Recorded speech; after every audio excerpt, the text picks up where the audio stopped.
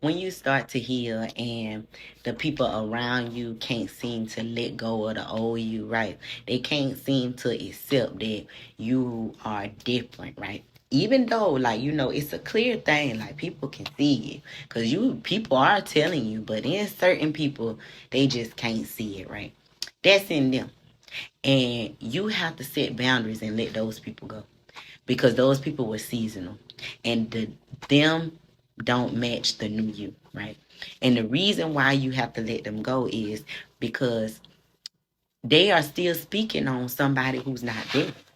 They still engaging with somebody who's not there, right? So any communication that you have with them, if they still talking to the old you, which means they still speaking on the old you, which means you are either going to have to keep correcting them or you're going to keep fighting the same demons over. See, we can't forget that this world is spiritual, right? Scripture says, Ephesians chapter 6, verse 12 says, "For we wrestle not against flesh and blood, but against principalities, against powers, against the rulers of the darkness of this world, against spiritual wickedness in high places," right?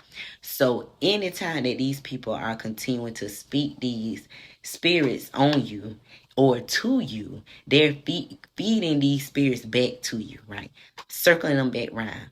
And if you're trying to go forward, then these demons are still pulling you back. These spirits pulling you back. You got other spirits right here, right, in front of you because you got new spirits to face. So now this is why you're stagnant, right?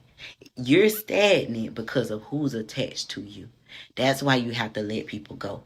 It's not personal, right? It's about your elevation. And you want to elevate. And the Bible tells us in Titus chapter 3, verse 9, says, "If people are causing division among you, give a first and second warning.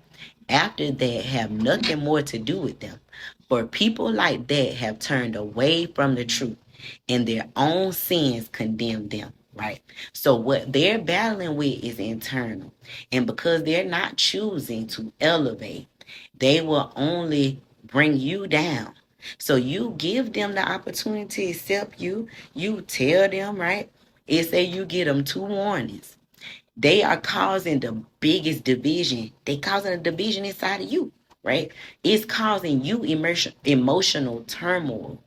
And so that's a division inside of you. And that's even worse than causing division amongst you and other people, right? So you have to make the decision for your own self, like, let these people go, right? Because you're not losing anything. What God says in the word, he says that your future is greater than your past, right? You walking with him now and you know his power. So anything that he has given you, he gonna give you better if he telling you to let it go. And that is him removing those blinders. Those people, you have to let them go. And you can't look back. You cannot look back. If they do not elevate and catch up, you cannot look back. Because we know that Lot's wife looked back and she turned into a pillar of salt. And God is so serious about that. He talked about it twice, right? In Genesis 19 and 26, that's when he tell us a story about she looked back and she became a pillar of salt. But in Luke 17:32, it say, "Remember Lot's wife." If you are serious about getting to your Jeremiah 29 and 11, you are on your way, but you cannot let other people be your hindrance, right? Because God tell you to give him your burden and he will make your burden light, right? So if he telling you what to do to make your burden light, you just got to listen, right? You just got to keep listening and keep walking. His steps are ordered by the Lord, right? He want to bless you. He giving you the blessings. These people got to want to get the blessings too, right? You cannot change people.